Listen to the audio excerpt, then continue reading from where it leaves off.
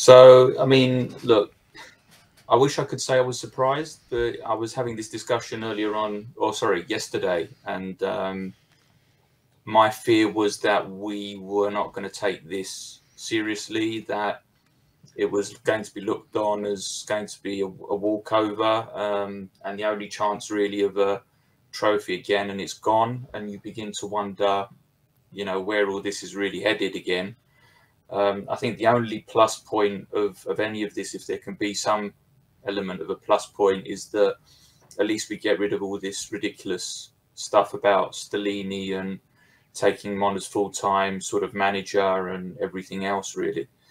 You know, we're back to, you know, Groundhog Day again. I mean, it's just, how many times can a single club continuously be making the same mistakes over and over and over again? And it's just crazy. I mean, you know, it's laughable. But you know, as I said, I'm not really that surprised. George, what was your thoughts when you saw the starting lineup? Did you want to see changes? Were you happy with the changes? How did you feel with mixing the team up? No, I wanted to play the strongest side. It's our only chance for a trophy. You know, I wanted to see. I mean, look, it's all well and good saying that, you know, we were only 1-0 down against AC Milan, and you know we're top four.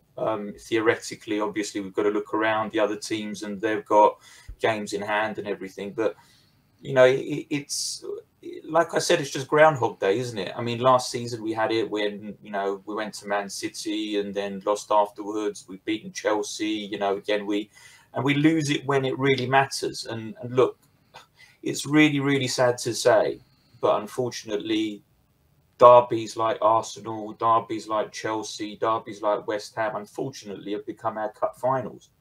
And, you know, obviously, I want to see us win those games, don't get me wrong, but I want to see a bit of consistency with this club.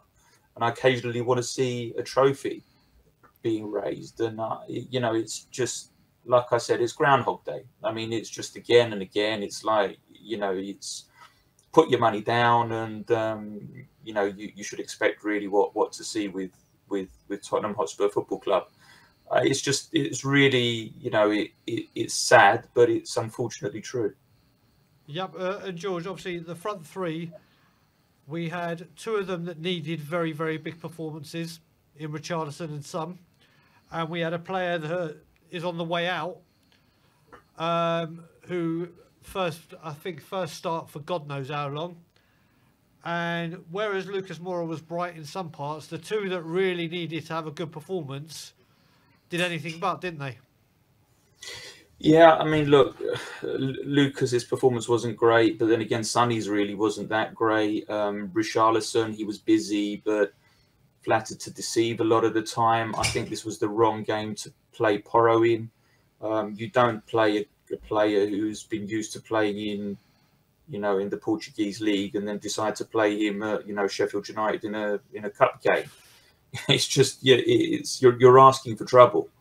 I just, you know, you've got to play your strongest side when you have a chance of winning silverware. And towards the end there, you could just, it was really sad to see that Sheffield United wanted that win more than we did. I mean, you could see the tackles flying in, blocking, you know, and they were just far more well constructed as a unit than we were. So, you know, good luck to them. I hope they go on to, you know, get further in the competition. And, you know, we're left to look forward to a Champions League 1-0 deficit to AC Milan, and let's see where that goes. Yeah. Was there anything that I was going to say you could take positives from, but I don't think there is? What was the one standout? Let's just put it that way. What was the one standout thing in a good or bad way that was blatantly obvious to you from a player on the pitch? I thought Sarr looked okay. I mean, you know, he went through the motions, and you know, for the game that it was, I think he competed and he did all right. Other than that, as I said, it was difficult to really get any positives. I mean, I don't know what Højbjerg was thinking about standing there and watching a player run past him. I mean, I'm not too sure what was going on there, and it was just that again, it was just a really, really leaky, leaden-footed back four to let that goal in.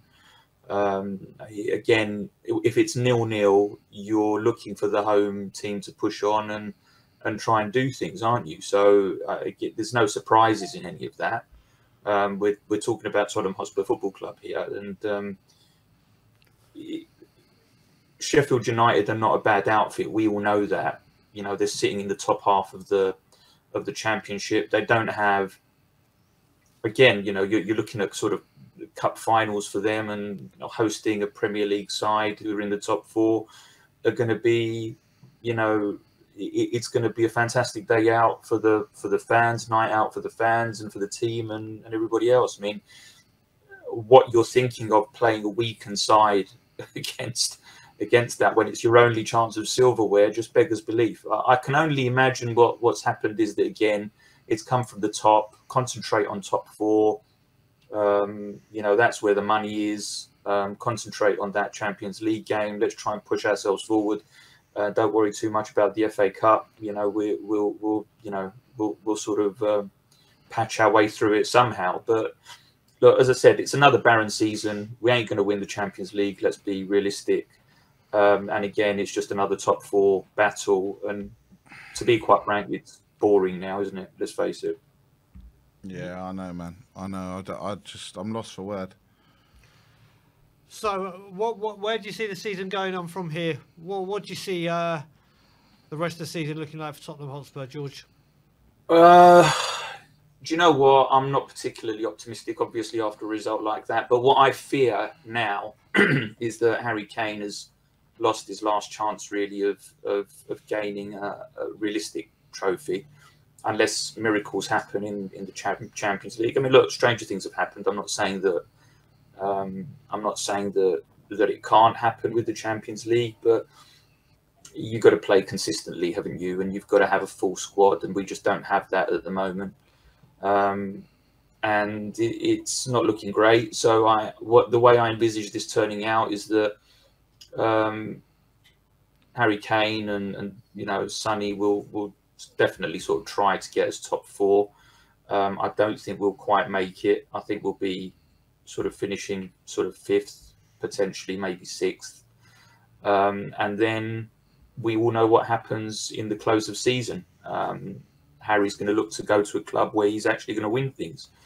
So how then do you begin to start thinking about replacing players like Harry Kane, and let's say even worse happens? So what we're expecting is Conte not to be there. And let's remind ourselves, Kulusevski, Bentancur, to a certain degree, Romero have signed contracts probably on the basis that they're going to be playing in the Champions League and vying for trophies in the English league. So what happens if Conte leaves now and we don't have Champions League? I think we can safe to assume they'll be looking for ways out as well. So you tell me where the club wins financially in all of this. It's penny pinching here and there and not building a proper squad ultimately removes you from the Champions League, removes you from finals where you're going to get all the exposure and everything else. But hey, look, we've got a shiny new stadium. Let's market that. There we go, George. Well, listen, George, it's been an absolute pleasure speaking to you as always. I'll speak to you over the next couple of days for sure. Oh, by the way, you feeling better now?